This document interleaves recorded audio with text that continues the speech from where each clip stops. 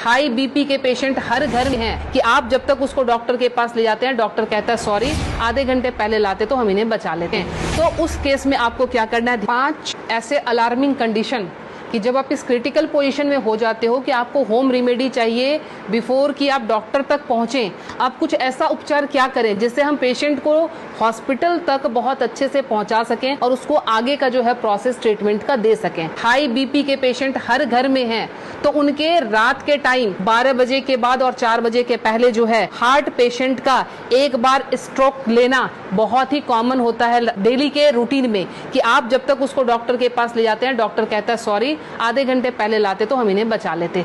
तो वो time spam आपको कैसे बढ़ाना है ताकि हम मरीज को ट्रीटमेंट दे सकें। तो उस केस में आपको क्या करना है, ध्यान रखें, ये जो हमारे फिंगर्स के सामने ये नाखून जो मैं पॉइंट कर रही हूँ, इस पॉइंट को आप लोकेट करके ध्यान से देखें, ये हमारे बाइलेटरल है, मतलब दोनों ही हाथों की उंगलियों पे हम इसको इस्तेमाल कर सकते हैं। जब भी आपको लगे कि कोई पेशेंट बिल्कुल उसका जो है बीपी बहुत हाई चला गया है और आपको डॉक्टर तक जाने के पहले अगर उसको स्ट्रोक ना आ जाए, लाइफ उसकी खत्म होने से बचाने के लिए आपको सिंपली क्या करना है, आप कोई भी पिन ले लेंगे, पिन लेके आप उसको सिंपल कि जिस तरह से हमने पिन लिया, आप घर में सेफ्टी पिन ले सकते हैं क्योंकि उसको थोड़ा सा आपने डिटॉल या उसे स्टरलाइज कर लेंगे। स्टरलाइज करने के बाद सिंपल आप यहाँ पे प्रिक करेंगे और प्रिक करके यहाँ से आप थोड़ा सा ब्लड जो है इस तरह से 5 to 10 ड्रॉप्स इस तरह से निकाल देंगे। ये ध्यान रखें, ये बहुत ही इमरजेंसी केस है और ये करते ही आपके पास पेशेंट के लिए एटलीस्ट 3 से 4 घंटे मिल जाएंगे कि आप उसको डॉक्टर तक सेफली पहुंचा सकते हैं और वहां उसको ट्रीटमेंट मिल सकता है। दूसरा काम, अगर ये भी करने की हिम्मत आप में नहीं है, फ्रिज का ठंडा दूध 1 गिलास उस पेशेंट को पिला दें। ठंडा दूध पिलाते ही आपके पास ड्यूरेशन बढ़ जाएगी, आप 2 घंटे तक हॉस्पिटल के अंदर उनको लेके आप जा सकते हैं। ध्यान रखें। दूसरी हमारी अलार्मिंग कंडीशन जो होती है वो होती है एसिडिटी की।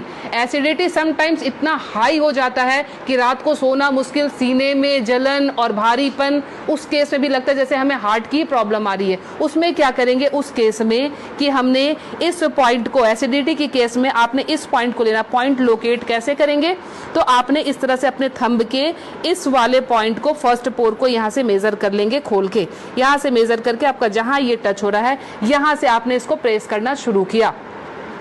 20 to 30 टाइम्स इसको आप डीप प्रेस करेंगे। एसिडिटी बन रही है या फिर सर दर्द हो रहा है एक्सट्रीम पोजीशन पे, आपको उस समय वो रिलैक्स देना शुरू कर देगा क्योंकि जब जलन होती है आपके बब्स निकलते नहीं है, इसीलिए वो यहाँ पे अटैक कर रहा होता है जिससे पेन आना शुरू हो जाता है। तो आपको क्या करना है, इसको प्रेस करेंगे, आपको रिलैक्सेशन होना शुरू हो जाएगा। तीसरी चीज, हमारे मोशन सिकनेस या हम ट्रैवल कर रहे हैं तो हमें वॉमिटिंग आती है या जनरल केस में भी अगर वॉमिटिंग आती है या नोजिया रहती है, वॉमिटिंग टेंडेंसी, वॉमिटिंग आ नहीं रही है बट ऐसा लगता है कि वॉमिटिंग आएगी, इस केस को हम कैसे हैंडल करेंगे। आप अपने ये रिस्ट के क्रीज ले लें, ये रिस्ट के क्रीज आपको दिख रहे हैं, इस क्रीज से, ये जो क्रीज हमारी बनी हुई है, इस क्रीज से अपने ही फिंगर को रखना है। ध्यान रखना है, अपने फिंगर के 2 फिंगर को रखना है। इसके बाद ये पॉइंट जहां पे आता है इसको आप लोकेट करेंगे और ध्यान से देखें, यहाँ पे 2 आर्टरी आ रही होती है। आप जब फील करेंगे 2 आर्टरी के बीच में, ये यहाँ पे आपको इस पॉइंट को अब दबाना शुरू कर देना है। अगर आप इसको तेज दबाएंगे, इमीडिएटली आपके वॉमिटिंग टेंडेंसी जो है वो वहीं स्टॉप हो जाएगी और ये आपके मोशन सिकनेस में भी काम करेगा। कहीं आप ट्रैवलिंग में जा रहे हैं तो वहां ये काम करेगा। अब मोशन सिकनेस को रोकने के लिए घरेलू उपाय क्या करें। पुराने जमाने में ध्यान है आपको 10 पैसे के और 5 पैसे के सिक्के मिलते थे। वो सिक्के अगर आपके पास हैं तो सिक्के को सिर्फ मुंह में रख लेना है, कुछ नहीं करना है। वो रख के, या पान के पत्ते, ध्यान रखें मैं पान खाने की बात नहीं कर रही हूँ, उसमें गुलकंद और वो सब मिलाने की, मैं सिर्फ कह रही हूँ पान के पत्ते, वो आप चबाते हुए चले जाएंगे, आपका मोशन सिकनेस जो है वो कंट्रोल हो जाएगा। तीसरी चीज जो आती है एलर्जिक अस्थमा की, मतलब एक ही आपको स्ट्रोक आया और आपके जो है बिल्कुल सांसें फूलनी शुरू हो गई, सांस नहीं आ रही है, हेवीनेस आ रही है, उस केस में आप क्या करेंगे, अपने नाक को खोलने के लिए, ताकि ब्रीदिंग आपकी एकाएक स्टार्ट हो जाए, आप अपने हाथ को लेंगे और इस तरह से नाक को सटाएंगे। नाक की टिप जो है हाथ के जिस पार्ट को टच कर रही है उसको दबाना शुरू करेंगे और ये बहुत पेनफुल होता है, ध्यान रखें। आप अपने आप भी इसको दबा नहीं पाएंगे, बहुत ज़्यादा पेन होता है। हमने पेशेंट को ऐसे किया, ये टिप जहाँ पे आया, और ये 90% पेशेंट को ये पेनफुल वैसे भी होता है। आप उठा लीजिए, अब ये यहाँ पे इनका टच हुआ था, ये जब हम दबाएंगे 90% पेशेंट को वैसे भी, क्योंकि हल्के हल्के एलर्जी की प्रॉब्लम इन दिनों महामारी के बाद लंग्स सबके वीक हुए हैं, तो सबके जो है ये प्रॉब्लम रहती ही रहती है। लास्ट में आपको बता रही हूँ इंसोम्निया के लिए, नींद नहीं आती है उस केस में आप क्या करेंगे। नींद नहीं आने के केस में हमने क्या करना है कि ये हमारा ईयर लोब है, ये पूरा सेक्शन जो है ये ईयर लोब का है।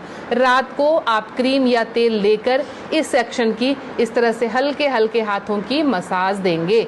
ये हल्के हल्के हाथों की मसाज देंगे, इससे आपको नींद आनी अच्छी शुरू हो जाएगी। साथ में और क्या इंक्लूड करें, हमारा जो टॉप ऑफ द हेड है, बिल्कुल सर का ऊपरी सिरा, यहाँ पे आप टैपिंग करेंगे।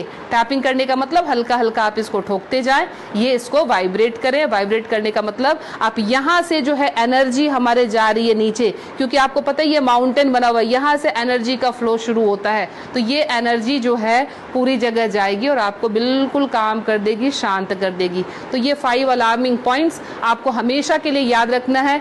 पता नहीं आज आपने देखा, भूल गए, कल आपको जरूरत पड़ जाए, तो इसलिए आप प्लीज़ इसे सेव कर लें, अच्छे से देख लें और समझ जाएं और अपना ट्रीटमेंट एमरजेंसी केस में ज़रूर कर लें।